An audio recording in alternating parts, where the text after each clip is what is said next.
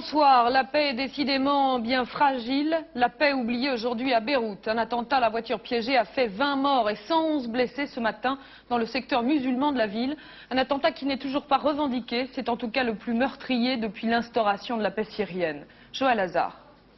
C'est dans une rue étroite et commerçante du quartier populaire de Basta que les poseurs de bombes ont garé ce matin une Mercedes piégée.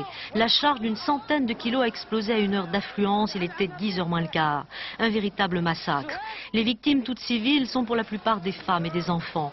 Au milieu des décombres, la terreur des survivants. En quelques heures, le quartier de Basta a retrouvé l'affreux visage du temps de la guerre civile. Et ya Allah, mon Dieu, le cri de douleur de ces hommes à la recherche des blessés. Soufflé par l'explosion, un immeuble abritant des dirigeants intégristes sunnites. Mais la rue Fatallah, peuplée de réfugiés chiites, était surtout tenue par le Hezbollah. Il y avait autrefois installé sa caserne de sinistre mémoire. Aujourd'hui, c'est l'innocence qu'on a fauchée. Cet enfant de 3 ans est dégagé vivant des décombres. Comme toujours, l'attentat aveugle n'a pas été revendiqué. Un an après, la prise de contrôle de Beyrouth par la Syrie, c'est la normalisation en cours qui semble une fois de plus visée. À la veille du Nouvel An, le terrible message des terroristes est clair. Pas de trêve pour le Liban. Et puis on vient de l'apprendre, une violente explosion s'est produite ce soir en plein centre de Bagdad, dans le parking d'un grand hôtel. Une demi-douzaine de personnes ont été évacuées en ambulance, on n'en sait pas plus pour le moment. L'URSS est à peine enterrée que déjà la CEI, la communauté d'États indépendants qui la remplace, fait face à ses premières difficultés. Ces 11 chefs d'État sont réunis depuis ce matin à Minsk. Au centre des débats, l'économie et la défense, des sujets si importants que les divergences ont éclaté dès les premières discussions. Hélène Frandon. Rien ni personne ne menace la communauté. La petite phrase est de Boris Yeltsin ce matin juste avant la réunion de Minsk. Un optimisme affiché mais vite démenti. Car les discussions entre les 11 présidents de la communauté ont été laborieuses. Elles n'ont abouti qu'à des accords incomplets. Par exemple, 2 instances ont été créées. Un conseil des chefs d'État et un conseil des chefs de gouvernement. Mais ni leur financement ni leur fonctionnement n'ont été discutés. L'autre obstacle de taille est économique. Boris Yeltsin doit libéraliser les prix russes dès jeudi. Une réforme qui a provoqué la colère des autres républiques mises une fois de plus devant le fait accompli. Elles craignent de ne plus avoir assez de roubles pour faire face à la montée des salaires. L'Ukraine a donc riposté. Elle émettra en plus sa propre monnaie. Dès mercredi, des coupons seront mis en circulation. Un geste de défi pour l'Ukrainien Kravtchouk qui refuse une communauté à géométrie variable, c'est-à-dire à dominante russe. Il résistera donc, poussé par les nationalistes ukrainiens. En fait, les discussions aujourd'hui n'ont abouti qu'à un seul accord sur le nucléaire. Rendez-vous dans 2 mois pour boucler le dossier militaire. Effectivement, en ce qui concerne la défense, les 11 sont tombés d'accord pour un commandement unifié des armes nucléaires. Rien de tel pour les armes conventionnelles. On ne sait pas encore si l'armée rouge va survivre ou bien éclater en autant d'armées que de républiques. Pierre Babet. Ces armes nucléaires resteront sous commandement unifié. En décidant de ne rien changer à la situation actuelle, les négociateurs de Minsk font d'une pierre 2 coups. 1. Ils rassurent les Occidentaux, très sourcilleux sur toute dissolution de l'autorité. 2. Ils repoussent une épineuse polémique sur qui appuierait sur le ou les boutons nucléaires. Vainqueur de cette bataille de Minsk, le maréchal Shapochnikov. C'est lui le véritable patron du nucléaire. Il devient ainsi de facto chef d'état-major de l'armement atomique de l'ex-URSS. Son mandat de responsable militaire vient d'être prorogé ce soir de 2 mois. Pas d'accord en revanche sur la création et le statut des armées nationales. Ici, en Ukraine, les recrues vont prêter serment à leur patrie, pas à la communauté. Et sur leurs épaulettes, ils arborent le sigle de l'armée ukrainienne. Mais les ambitions des républiques seront très certainement revues à la baisse. De 400 000 au départ, l'armée ukrainienne ne comptera certainement pas plus de 150 000 hommes. Une armée, ça coûte cher en période d'austérité. D'autant qu'à Minsk, rien n'est décidé sur le sort des millions de soldats de l'ex-armée soviétique qui ne s'enrôleront pas tous sous les drapeaux nationaux. En Algérie, on pouvait croire que les islamistes allaient se poser en grands vainqueurs des élections. Ils ont choisi une toute autre attitude. Ils se disent prêts à gouverner avec le président Chadli et se veulent rassurants. Choix stratégique, affirment certains, avant le 2e tour. Correspondance de notre envoyé spécial à Alger, Moralaï Tabouche. Les résultats du premier tour sont ce soir officiels et définitifs. Un premier constat, sur les 49 partis en lice, 3 seulement n'ont pas sombré. Un seul désormais domine la vie politique, le Front islamique du salut, crédité de 188 sièges. Le FFS d'Osinaït Ahmed a surpris, lui, avec 25 députés, et le FLN a limité les dégâts avec 16 sièges. Tous les trois maintenant affûtent leur stratégie pour le second tour. À l'état-major du Front islamique du salut, bien sûr, on joue sur du velours. Pragmatiques, les dirigeants du FIS restent plus que jamais sur la voie de la légalité pour instaurer leur État islamique. Ouverts, ils n'excluent pas leur participation à un gouvernement d'union nationale. Rassurant à l'adresse de l'opinion internationale, ils expliquent partout que l'Algérie n'est pas l'Iran, que l'islam ici est pur et tolérant. Le FLN, l'ex-parti unique, va jouer sur cette peur que suscite le FIS pour récupérer des voix au second tour, mais beaucoup d'observateurs pensent qu'il est peut-être trop tard. Enfin, le FFS a décidé d'organiser une grande manifestation jeudi prochain, une marche pour éviter de sombrer une nouvelle fois dans un régime hégémonique. À Alger, Morad Aitabouche, FR3. Pas de trêve en Yougoslavie où l'armée fédérale a de nouveau bombardé aujourd'hui des villages croates. L'une des principales cibles reste la ville d'Osijek. Chaque jour, pour vous informer, en Yougoslavie, des journalistes, des dizaines de journalistes risquent leur vie. Cette année, 21 journalistes sont morts ainsi en suivant le conflit entre Serbes et Croates. Hier encore, vous le voyez sur ces images, Živko Kerstisević, caméraman à WTN, tournait en Slavonie. Il a été fauché par une balle au moment où il filmait. Voici sa dernière image. C'est son dernier témoignage sur cette guerre. Cette année, 83 journalistes sont morts ainsi en faisant leur métier. La France et l'Iran ont mis fin hier à plus de 10 ans d'un contentieux financier important. Paris versera 1 milliard de dollars à Téhéran avant la fin 92. C'est tout ce qu'on sait d'un accord qui restera secret, mais un nouveau contentieux pourrait voir le jour. L'Iran réclame en effet à nouveau de l'uranium enrichi à la France qui s'y oppose toujours. Le dossier franco-iranien est donc loin d'être réglé. Enquête Clément Veil-Rénal. L'affaire du contentieux d'Eurodif entre la France et l'Iran est-elle définitivement close? Rien n'est moins sûr, en dépit des déclarations du secrétaire général du Quai d'Orsay, François Cher, qui a signé pour la France hier à Téhéran l'accord mettant fin au litige. Un accord en 16 points, mais qui demeure confidentiel. Côté financier, aucune ambiguïté. Paris remboursera à Téhéran le milliard de dollars qui avait été prêté à l'époque du Shah d'Iran pour la construction de l'usine d'enrichissement d'uranium d'Eurodif à Tricastin. Mais une difficulté subsiste, l'Iran en effet demeure actionnaire de la société Eurodif. Et à ce titre, les Iraniens ont clairement annoncé qu'ils entendaient bien réclamer la part d'uranium enrichi à laquelle ils ont juridiquement droit. Côté français, c'est l'embarras car l'on suspecte fortement Téhéran de vouloir utiliser cet uranium pour se doter de l'arme atomique. Selon Kenneth Timmerman, spécialiste des problèmes d'armement au Moyen-Orient et directeur de la revue MedNews, l'Iran a développé depuis de nombreuses années un vaste programme de recherche nucléaire aux objectifs exclusivement militaires. L'Iran n'a pas de programme nucléaire civil, c'est clair. Il n'y a pas de programme de production d'énergie, il n'y aura pas dans un avenir proche. L'Iran cherche des technologies nucléaires pour une chose, et une chose seulement, c'est pour avoir la bombe. Sur cette photo, le réacteur nucléaire iranien de Kazvin, une ville située au nord-ouest de Téhéran. Outre le réacteur de Kazvin, l'Iran disposerait sur son territoire d'autres centres de recherche nucléaire, notamment à Ispahan et à Boucher. Selon diverses estimations, l'Iran dépenserait entre 5 et 10 milliards de dollars par an afin d'équiper de têtes nucléaires les missiles Scud et Silkworm présentés régulièrement lors de défilés militaires à Téhéran. Dans ces conditions, on comprend que le Quai d'Orsay est tenu à préciser que l'accord secret signé hier à Téhéran n'autorisait pas les livraisons d'uranium. Un autre contentieux risque donc d'apparaître prochainement entre la France et l'Iran. En France, le dépôt de bilan pour la 5, ça n'est pour le moment qu'une rumeur, mais une rumeur si plausible que la bourse anticipe déjà le désengagement d'Hachette dans la chaîne de télévision. Dépôt de bilan, cela ne veut pas dire pour autant la mort de la 5, enfin pas forcément. Laurence Mobilier, Marie-Hélène Roquetan. Quel avenir pour la 5? Chaque jour, l'incertitude s'accroît et les salariés n'entendent pas baisser les bras, même si l'annonce d'un dépôt de bilan serait proche. Ce matin, Yves Sabouret a reçu les représentants du personnel. Yves Sabouret, le président de la 5, nous dit ce matin, Je ne vois pas comment on pourrait continuer, ce sont ses propos.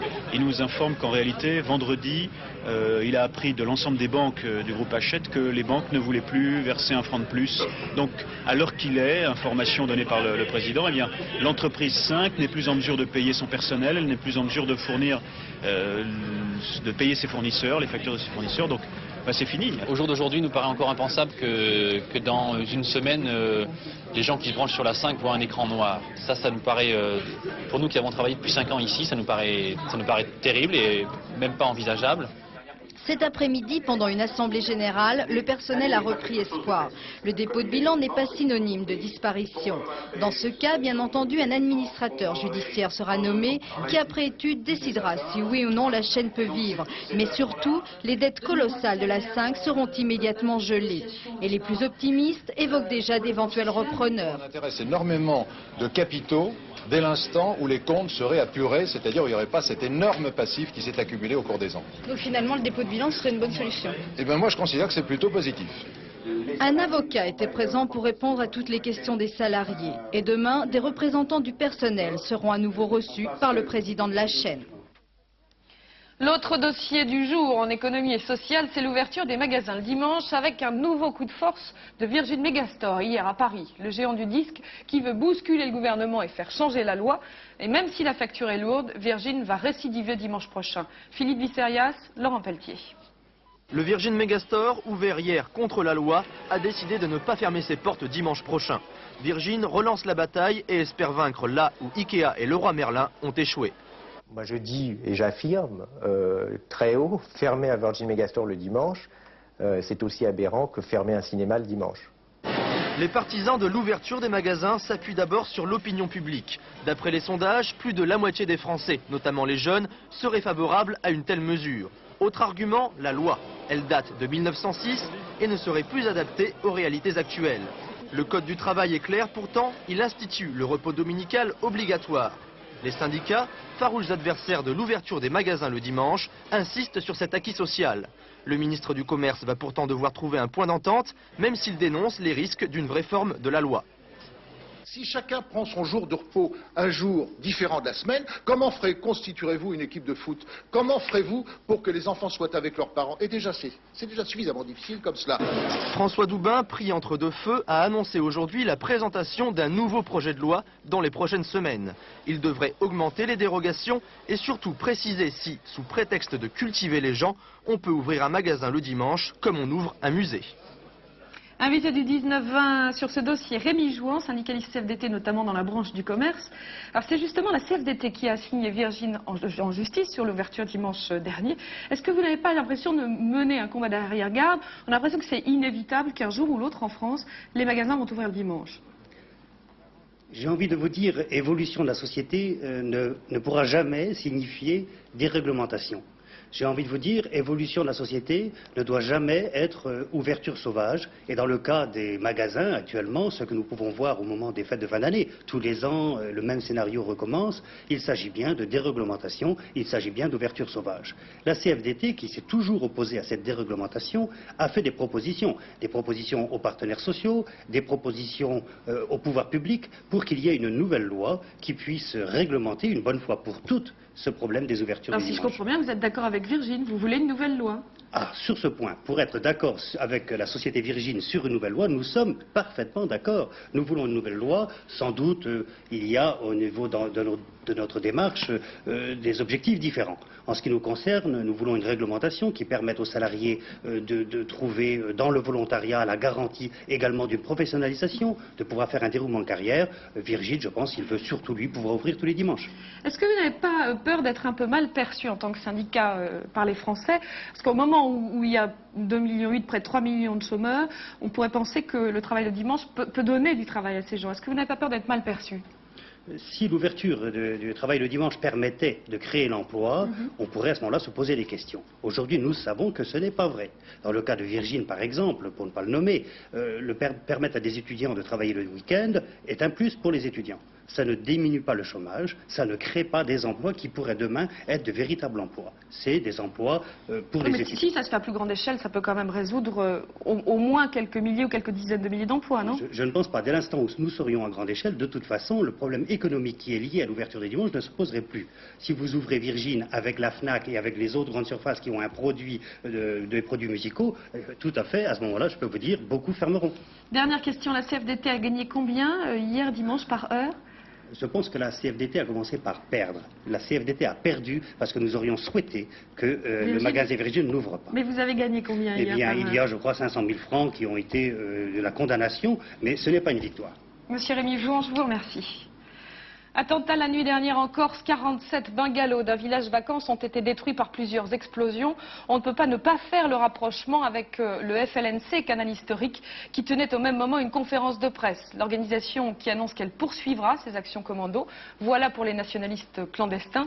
Les mouvements légaux, eux, préparent plus calmement la campagne des élections territoriales, campagne sur fond de division, mais avec une figure marquante, Edmond Simeoni.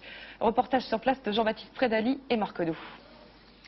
Edmond Simeoni, sous le drapeau du nationalisme corse, c'est un des points forts de la pré-campagne pour les élections territoriales de mars 92 dans l'île.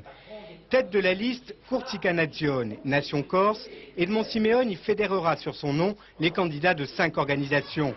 En faisant appel à lui, on a sans doute d'abord misé sur le symbole. Edmond Simeoni, c'est l'homme d'Aléria, 1975, le premier face-à-face meurtrier entre forces de l'ordre et nationalistes, le point de départ de la revendication insulaire. Un temps emprisonné, puis libéré, Edmond Simeoni a ensuite été élu en 1982 à l'Assemblée de Corse sur une liste autonomiste. Aujourd'hui, à 59 ans, après 7 ans de silence, la figure historique replonge dans l'actualité.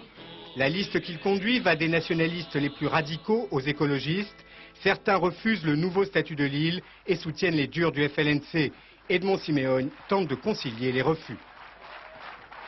Moi, je n'ai jamais changé. Je pense que nous sommes dans le droit fil d'un combat d'émancipation nationale avec ses hauts, ses bas, ses erreurs, ses tâtonnements. Nous ne sommes pas des messagers privilégiés du peuple corse, mais nous en sommes des fils dévoués, sans aucune prétention à l'exclusivité. Et je crois qu'il est temps que le colonialisme comprenne que l'heure de sa domination sans partage est finie dans ce pays. Autre liste nationaliste, le mouvement pour l'autodétermination. Issu d'une scission en mai dernier, il revendique 700 adhérents et fait aujourd'hui figure de modéré. La candidature d'Edmond Simeoni risque de gêner le MPA, qui met l'accent sur les contradictions de la liste rivale. Il est difficile d'imaginer quel programme sera celui de cette liste, entre des gens qui d'une part se déterminent pour la collectivisation des moyens de production et d'autres sur la même liste qui eux sont pour l'économie de marché, entre des gens qui d'une part sont pour la condamnation totale de la violence, d'autres qui s'en remettent à une organisation politique armée comme avant-garde, élite révolutionnaire. Pensons qu'il y a des divergences extrêmement profondes dans cette alliance électorale et que ces divergences inévitablement aboutiront à un éclatement tôt ou tard. Divisés, les nationalistes pourraient pourtant obtenir 20% des voix. Les prochaines élections leur permettront de se compter et de trancher cette affaire de famille. Depuis 14 ans, il clamait son innocence et depuis 3 jours, ses avocats réclamaient la révision de son procès. Mohamed Chara est mort hier en prison d'un arrêt cardiaque. Son affaire avait été qualifiée d'énorme erreur judiciaire par certains. Il n'a jamais été réhabilité. Albert Ripamonti. Ce visage incarne-t-il l'une des plus grandes erreurs judiciaires du siècle? Incarcéré à Toul, Mohamed Chara est mort hier d'un arrêt du cœur. Il souffrait d'un diabète. Mohamed Chara avait 32 ans. Il aura passé 14 ans en prison. 14 ans que lui et sa famille clament son innocence. Aujourd'hui, il est sorti de là, il est mort. Il est décédé. Alors qu'on l'a accusé d'un crime qu'il n'a jamais commis. Mais ce que je voudrais dire, c'est maintenant, c'est ceux qui l'ont accusé de cela. Eux, c'est des meurtriers. Son accusateur, le voici, Jean-Luc Rivière. En février 78, Irène Saubon et sa fille, âgée de 5 ans, sont assassinées près de Lens. Rivière avoue sa participation au crime et accuse Chara d'avoir tué l'enfant. Condamnés à mort en 80, les 2 hommes sont rejugés en 82. Verdict, la réclusion criminelle à perpétuité. Aujourd'hui, Chara est mort, mais son combat continue. Mohamed Chara ne retrouvera jamais la liberté, mais nous nous battrons aujourd'hui et à partir d'aujourd'hui pour sa mémoire et pour sa réhabilitation. Il y a 3 jours, Mohamed Chara demandait la révision de son procès, s'appuyant sur 2 éléments nouveaux. D'abord, il aurait subi des pressions durant sa garde à vue. Ensuite, cette lettre. Chara n'est pour rien. C'est l'un des co-détenus de Rivière qui l'écrit après avoir recueilli ses confidences. Pour rien, Mohamed Chara aura peut-être purgé 14 ans de prison pour rien. On en parlait depuis bien longtemps, mais c'est aujourd'hui très officiellement qu'Antoine Pinet a fêté ses 100 ans. Le créateur du Nouveau Franc et l'ancien président du Conseil a aussi été maire de Saint-Chamond pendant 48 ans. Et c'est là qu'il a soufflé ses bougies. Reportage FR3 Lyon, Gérard Emika. Ce matin, Antoine Pinet a pu se croire un instant au Festival de Cannes. Car il est vrai que Saint-Chamond a réservé un accueil de star à son illustre citoyen venu fêter dans l'intimité des 700 invités de la municipalité son 100e anniversaire. Pendant 2 heures sur la scène de la salle des fêtes, interviewé par Bernard Pivot, le Toine, comme on l'appelle ici affectueusement, a subjugué son auditoire. C'était Pinet, tel qu'en lui-même. Je n'avais pas 100 ans, car je n'ai eu 100 ans qu'à 12h30. Ah ben vous ne l'avez pas encore alors. Ah ben vous ne l'avez pas encore, donc vous n'êtes pas tout à fait centenaire alors. Alors en attendant l'heure fatidique, Antoine Pinet a multiplié les anecdotes, celle de Churchill lui offrant en 1950 ses cigares. Le cigare que je fumais. Là j'ai retrouvé ce ton, cette atmosphère, ça prouve qu'il n'a pas vieilli.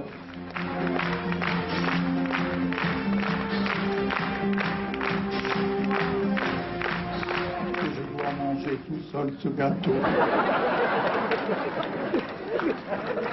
Car ce serait un moyen de mettre fin à mon centenaire.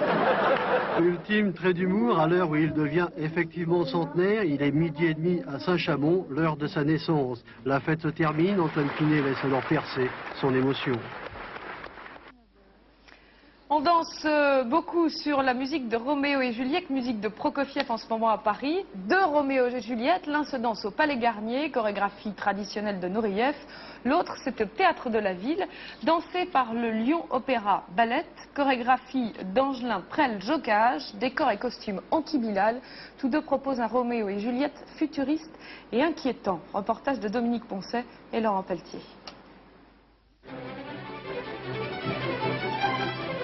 Que faire de Roméo et Juliette quand on est un jeune chorégraphe de 40 ans?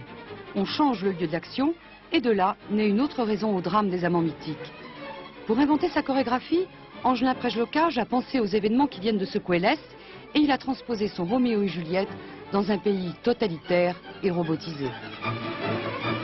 J'ai pensé à 1984 de George Orwell.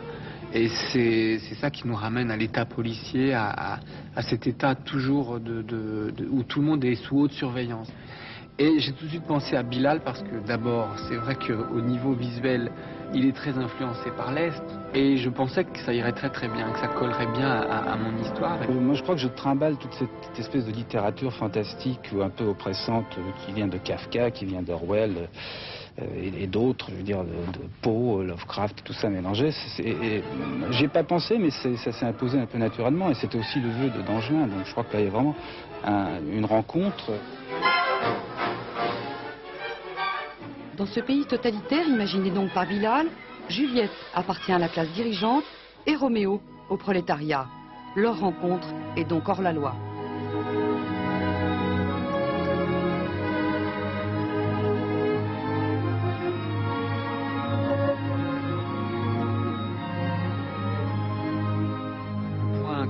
Comme moi, de mon âge, assez jeune finalement, de pouvoir me confronter à des grandes formes, c'est très enrichissant. C'est comme un compositeur qui aurait l'habitude d'écrire pour quatuor à cordes et que tout à coup se met à écrire pour orchestre symphonique. Parce qu'il a su aussi bien trousser des variations légères que traduire la sensualité désespérée d'un couple ou encore inventer de vigoureux mouvements d'ensemble, Angelin Prel-Jocage a comme galvanisé le ballet de l'Opéra de Lyon. Il est époustouflant.